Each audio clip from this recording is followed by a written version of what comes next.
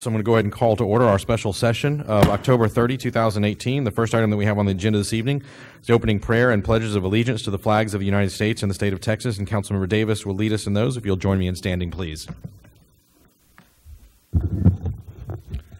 Let us pray. Heavenly Father, we ask for your guidance and support as we begin this meeting. We ask that you bless our gathering with unity, hope, and vision. Lead us in using our best judgment. Provide us with insight, understanding, and wisdom as we consider the matters before us and strive to act in accordance with what is best for our community. We pray for these things in your name. Amen. Amen. I pledge allegiance to the flag of the United States of America and to the republic for which it stands, one nation, under God, indivisible, with liberty and justice for all. Honor the Texas flag. I pledge allegiance to thee, Texas, one state, under God, one and indivisible.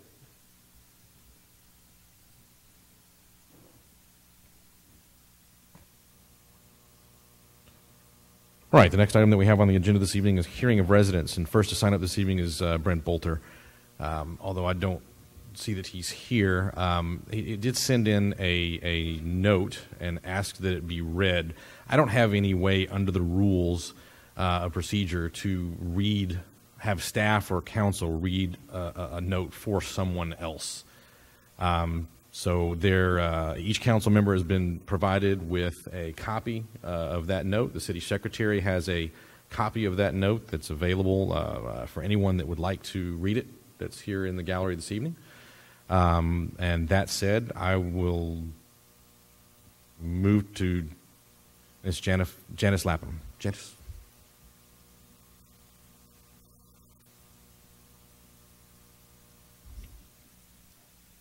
And by the way, pardon us for having the screens set up this way. Our effort was to include opportunity for Mr. Edwards, who is outside the United States, to view and hear what goes on in the meeting. And I don't know if he's able to do it, but that's the purpose of those there. So I apologize for having this big wall of screens in front of you.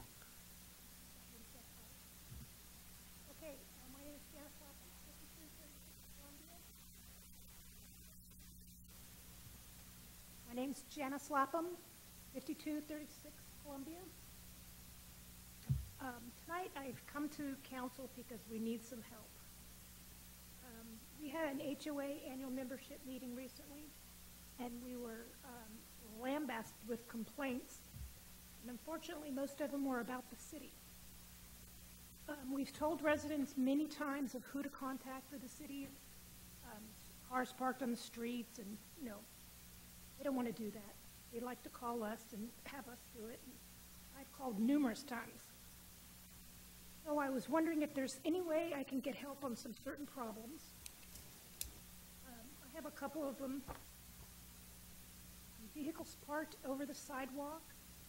We have a lot of walkers, a lot of moms with baby strollers that walk, and they have to go around the cars out into the street. With people parked across the driveway or across the sidewalk. We called the police department, or I actually went in and talked to them, and they went up to one of the cul-de-sacs that's our main problem, and he called all the residents of that cul-de-sac out and told them, yeah, you really can't do that, but we're not going to monitor it. Okay, so we're not going to do anything about that. Well, that just ruined it for me because people are complaining, but the police are not doing anything about it. So that's one of the things we need some help with. We also have some vehicles in our subdivision that never move. One of them's been parked there since last April, a year, almost 2 years now. We have a lot that have no registration. We have vehicles that park in the street, or trailers with no tow vehicle, and they'll be there for like a week. We have a food truck who parks permanently on the street. They park their trailer, and then, during the week they go to work, and on the weekends they take their food truck out. And then people who park their RVs there get mad that the trailer can be there, but the RVs can't be there. So I'm kind of in a situation between, well, what do I do, So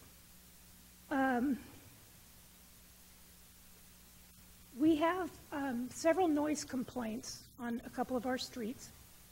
One particular person has called the police on several different occasions, 3 times. The police will come out, say, well, we don't hear anything. And then, and this is all after 10 o'clock at night. They say there's nothing they can do. She's got things that shake on her walls because the house next door is so loud. And then, Wednesday night, the kids are in bed at 10 o'clock and the house is still rocking. So we need to know what our options are other than calling the police, because we've done that. We have problems with dogs that bark 24/7. I've done what it suggests. We call animal control during the daytime. After hours, we call the non-emergency number. The police come out and say, well, nobody's home. Well, yeah, that's why the dogs are outside barking. Nobody's home. They never leave citations or anything. So the dogs continue. And I have a yapper, so he's out barking sometimes, but not 24/7. We have a situation of a hoarder in our residence, one of our residents, so we don't know who to call. They have 7 cars. Things are overflowing. We've tried talking to her family members, and nobody is willing to help us.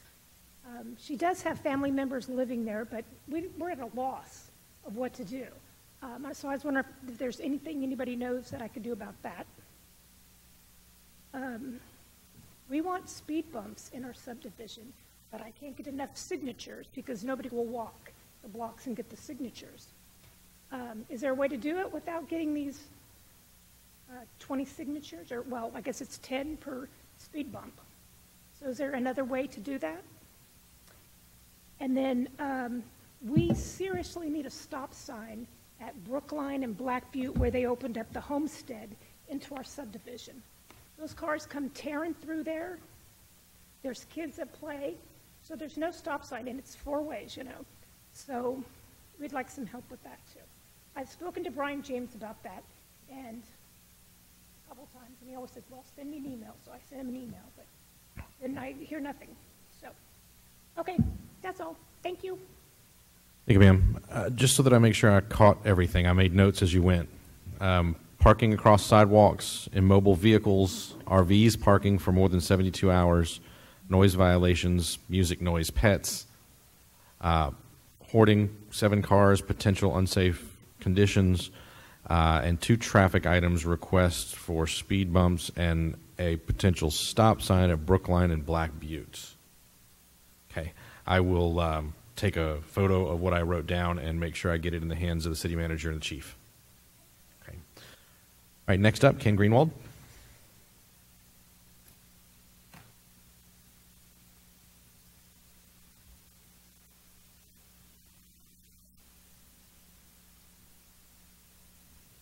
Evening, Mr. Mayor, members of the council.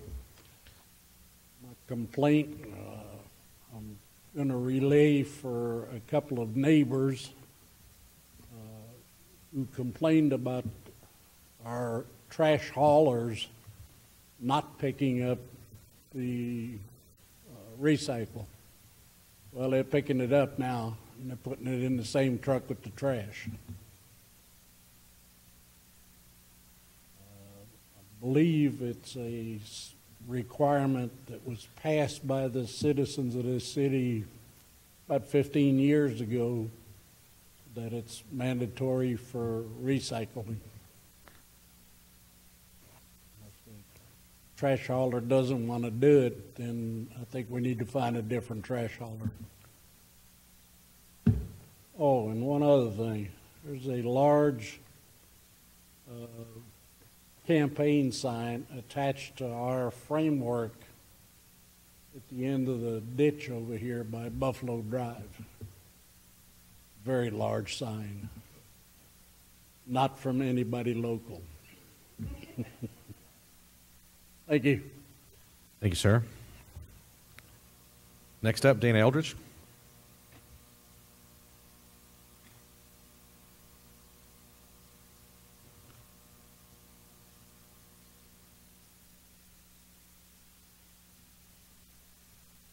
Hi, guys.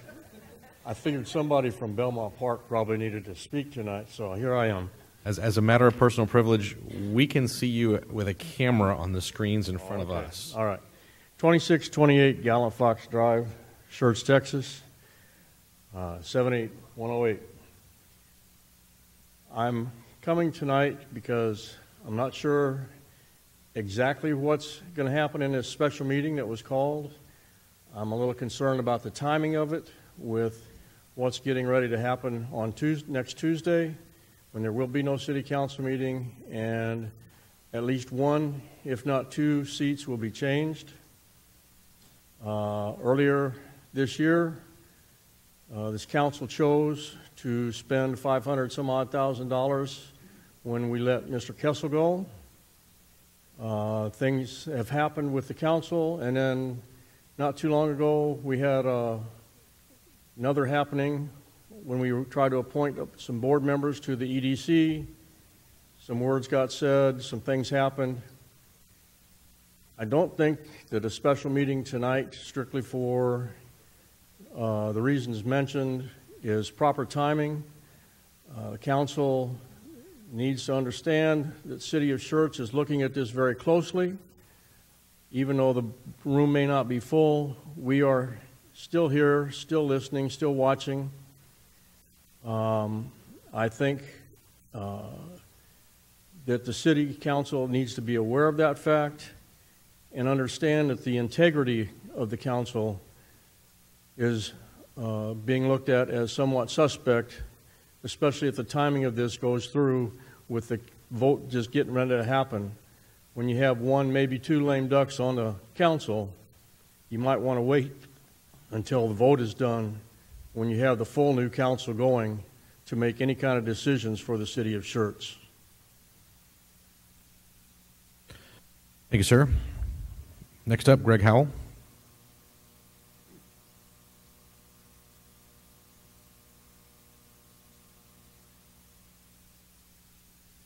Mr. Mayor, council members, my name is Greg Howell. I live at 2525 Pillory Point in Schertz, Texas. The reason I signed up to speak tonight is in regards to rumors that the council is going to meet tonight to select a new city manager, and rumors I hope turn out to be unfounded. It's been over 9 months since John Kessel was forced out as the city manager for Schertz. Owing to the fact that it has been 9 months, I'm a little bit surprised that there may be an urgency to find someone to replace him with a vote tonight. And like it was just mentioned, next Tuesday we're going to have an election, and as a result of that election, we know for sure that one and possibly two council members are going to be replaced. With that in mind, I think it's imperative that when you vote for a new city manager, the selection should include those new council members. It sends two messages if you do that. It tells whoever the city manager is going to be, whether it's a him or a her, that you're going to have the full support of the council when they're selected. Number two, it tells the citizens of Schertz that you're listening to them when they do vote at the polls, and you're going to support them in the decision they made for the people who are going to sit on the council. In my opinion, elected officials at every level should always represent the people who elect them to serve. They should never place their personal interest above the interest of the people who are citizens of the city.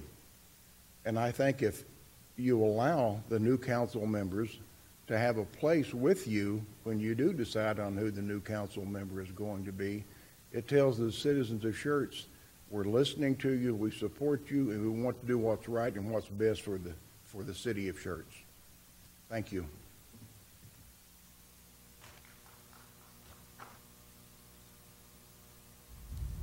Next up, Tim Brown. Good evening, Tim Brown, 1109 Drayton. I couldn't have said it any better. The same concerns are out there that after 9 months with a election in 7 days, that all of a sudden there's a need to hire a city manager, or the perception is out there that all of a sudden there's a need to hire a city manager. We have no information on who, what, where, as far as the hire, but the process does have questions. And the accountability in 6 months, the accountability in a year, if place 6 or whoever is in place 7, makes a vote tonight, who's going to be accountable in 6 months to a year? So, again, the question remains not of who is being hired, but the process and the sense of urgency at what appears to be a last-minute congregation. So, again, I couldn't have said it any better than the gentleman previous. Thank you very much. Very good. Next up, Alison Hayward.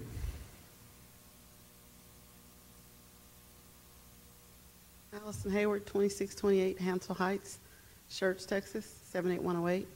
I'm up here again concurring with everyone up here. I think that we need to put a pause on it and let the city know who you're looking to hire and why is it urgent, and why do we have to push this forward. And I think we need to pause on that and take a long pause. It shouldn't be urgent. Thank you. Thank you, ma'am. Jeff Womack.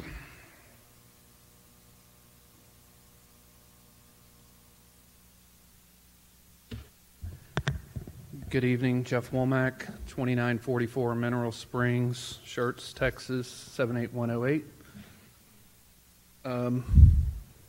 First off, I'm taller than several of the people who've spoken. I'm an IT guy. I'm sure they could tell me what good all this would do for the speaker, but it kind of keeps the citizen away from the dais. It's kind of unfriendly. Maybe we just need to, whatever, I'm sure it's doing some good things. We've got a great IT department, but maybe we need to re-envision what this is, because I'm 5'10", I can see over it, but we have a lot of people that are less than 5'6", so I think that would be very unfriendly to someone when they come up here and I can't see. I can see Mr. Scagliola, Ms. Kaiser, and Mr. Crawford, and Mr. Davis. So anyway, I digress about that. So variations on the theme, as you imagine. On Monday, January 19th of this year, this body of elected representatives of the citizens of Schertz called a special meeting to force our former city manager out of office. The media had been notified in advance of the outcome. We already know that. That night, the room was full of supporters of our city manager, and not one single person stood up in opposition of the city manager. Dozens of citizens rose and expressed outrage at what was about to happen that night. And yet you, the elected representatives, didn't listen to your constituents. Through official record requests and personal interviews with 3 of the 4 who would actually speak to mere citizens, it was the 4 that voted to push Mr. Kessel out, we heard the responses given. Yet no hairs on the back of my very hairy neck ever stood up on end. No outrageous numbers were ever produced. Windy Swan Park was never an abomination to the city. And well, the 4th and final reason was honest, breathtakingly honest. I just don't like him.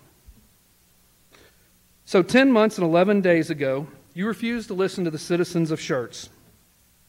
After that, in numerous council meetings, former Councilman Robin Thompson, Mr. Brent Valter, who couldn't be here tonight, and myself have all stood at this podium and asked where the $235,625 would come from that we paid in severance to our former city manager.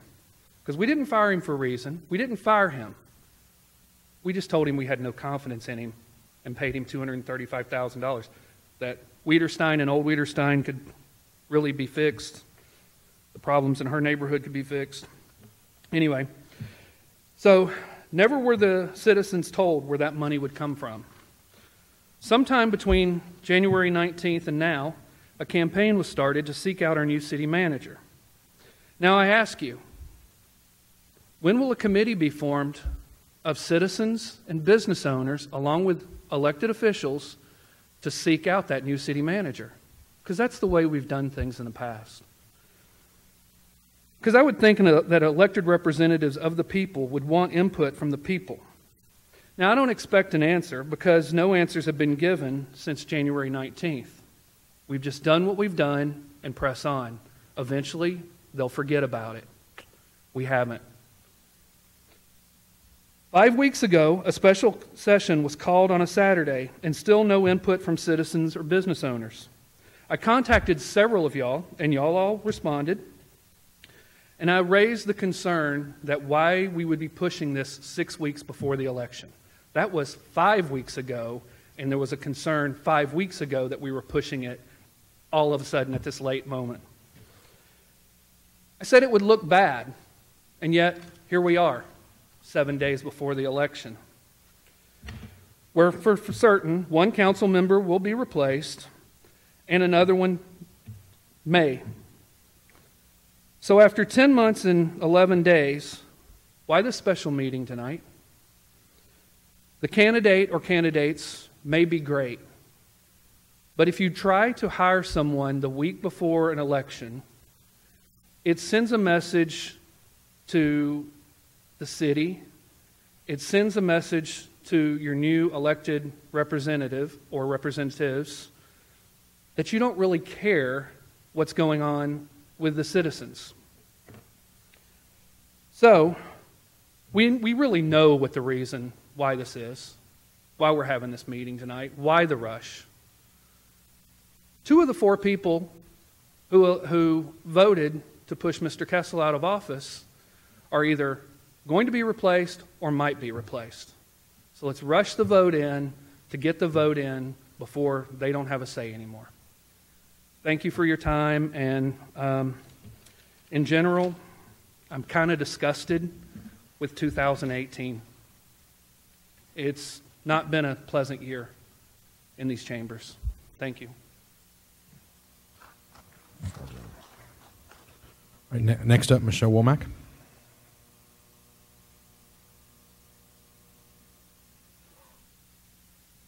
Good evening, Michelle Womack, 2944 Mineral Springs. I did not prepare anything tonight because I figured I'd just come talk to you guys. Some of you have heard from me in the last 24 to 48 hours. Some of you haven't. I also am concerned with what we're doing here tonight. I think we would agree that if we've learned anything in January, we learned that calling a special session at the last minute without really publicizing it upset residents. Can we just agree with that? I mean, we upset the residents of Schertz because it didn't feel right. It never felt right, right? And here we are, we're doing this again, guys. A special session. Why couldn't it wait till a regular session? A special session within a week of election. And no matter how great your candidate is, and I've used this term with all the people I've called, it could be a golden goose. It doesn't matter. It doesn't look right to do it this way. It doesn't. And we deserve better than that. If you have a candidate sitting before you that has been up for review in his current or her current position in the last 12 months, this is not a sure thing. If they have caused a lawsuit within their city within the last 12 to 18 months, this is not a sure thing. We should not be making a gamble on a candidate when there is evidence readily available that should at least raise a question. We're replacing Kessel, and whether you liked Mr. Kessel or you didn't, I think we can all agree that he did some amazing things in this city. Maybe you don't think he did towards the end, but he turned the city around during his time. He improved things in our city, and that's a pretty high bar for someone to walk into. So if we don't have 100% confidence that this is the right person to move us forward, and that there's not anything in the past that would raise a question, we should not be voting tonight. I know no one wants to start over, but sometimes that's the right thing to do. Start over, Spend the time and be patient until the right person comes along. Look at Amazon. We waited forever, right? And we got Amazon because we were patient. That's what this city is known for, making patient, calm, slow decisions that are right for our city. So why all of a sudden, with something as important as a seat up next to you guys, are we going to push this? It doesn't make sense. So I'm asking you all, again, to wait, look again, and find us the right person to run our city. And do it the right way. Let's do a committee. Why not? Why not let people voice their concerns? Just like my husband said, let people get involved, business owners, citizens, you guys. Have open meetings, figure out what we want, because no one's asked us. No one has asked what we want for this city. And we can do better than that, guys. We can. So I think I'll end with that. Is it possible to read Brent's letter? Or does that have to be within my 3 minutes? Because typically we've read these in the past. I've allowed up to 10 minutes before for folks that wanted to speak against me personally. I think leeway is fair if you'd like to read it. Okay. I'm going to pretend like I'm him now. Okay. Brent Valter at 2633 Cloverbrook Lane. Mr. Mayor and City Council, on January 19th, 2018, a special meeting of the council was called to deliberate, in essence, the dismissal of then City Manager John Kessel. Most of the folks in attendance only found out about the meeting via one council member's notifications on social media. Many thought then, and many still do, that the scheduling of the meeting was done in a way to minimize the attendance of the citizens of Schertz. Despite those efforts, the meeting was well attended. During the hearing of residents, every citizen, with the exception of one individual, spoke in favor of Mr. Kessel being retained as city manager. Despite that support, Mr. Kessel was fired that night. Oh, I know the words "he resigned" were used, but we all know he was fired. We all know that the process outlined for City Council to counsel Mr. Kessel and provide him an opportunity to correct any identified deficiencies in his performance was not followed. You did not, as a body, counsel Mr. Kessel and outline a plan for him to correct whatever shortcomings the City Council identified in his performance. Some of you individually had conversations with Mr. Kessel and informed him of what you were not happy about, but you did not act as a body. So many of us thought then, and many of us still think, that sorry guys, these aren't my words, so it's weird to read, that in not following your own rules, you did not allow Mr. Kessel the opportunity to address any issues in the proper way. But despite that, you fired him. So now we come to tonight's special meeting to, as I understand it, have a vote to hire a new city manager. I've been before you and stated that whomever was hired as city manager would have to perform the job in a manner that exceeded Mr. Kessel's performance as city manager. Doing a job that was no better than what Mr. Kessel did would mark his firing as a failure on the 4 council members that voted yes on January 19th, 2018. I have problems with this potential hiring vote on 2 fronts. Number 1, a week from today, an election will be held to determine which individuals will be elected to serve in place 6 and place 7. The current council members that hold those 2 places were 2 of the 4 who voted yes, that resulted in the firing of Mr. Kessel. We know that at least one of those places will be filled by a new council member, and possibly the other one will be filled by a new council member, depending on the outcome of the election. I believe it will be a grave disservice to potentially have 2 new council members that had no say in who was hired to be the new city manager. After this much time has passed, there is no reason not to wait until after the election and allow 1 new council member and possibly 2 new council members to weigh in on who the new city manager will be. After all, they will, along with the rest of council, be responsible for providing direction and oversight of whomever that individual turns out to be. It may not be fair to them to be in that position, having been denied any chance to have input in a vote on the individual or individuals under consideration tonight. Number 2, word on the street is that the leading candidate to be hired as city manager is not a high-quality candidate. The individual in question has a record going back to 1997 of frequent job changes. Most HR folks would look at that as a red flag and would want some very good reasons as to why the frequent job changes from then to now. It is also my understanding that this individual had a special review of performance in September and some issues with the fire chief in their present city. This doesn't bode well for Schertz, or with Schertz, that we'll be getting a high-quality individual as a replacement for Mr. Kessel if this individual were to be hired. I think that rushing this hire to just get it over with is a grave mistake. Wait until the election is over and take the time to get it right. Let the new council that will be seated after the election is over take this issue up and then take as long as it takes to get it right. If you decide to press ahead and hire someone tonight, those of you that vote yes to make that happen, and if it turns out badly, we the citizens of Schertz will remember who was responsible and we will take the appropriate action. Brent thanks you for his time. Thank you very much. Thank you. I didn't have anyone else sign up this evening. Therefore, the next item that we have on the agenda is a closed session. City Council will meet in closed session under Section 551.074 of the Texas Government Code, personnel matters to deliberate the appointment, employment, evaluation, reassignment, duties, discipline, or dismissal of the city manager. I show a time of 6:32. We will recess our open session. We'll go into closed session, and we will come back out as soon as we're able. Approximately 8 minutes after 10 o'clock, we are returning into open session from our closed session. First item we have is item 1A, take any action based on discussions held in closed session under agenda item 1. We have no action to take this evening, therefore no requirement for a roll call vote confirmation.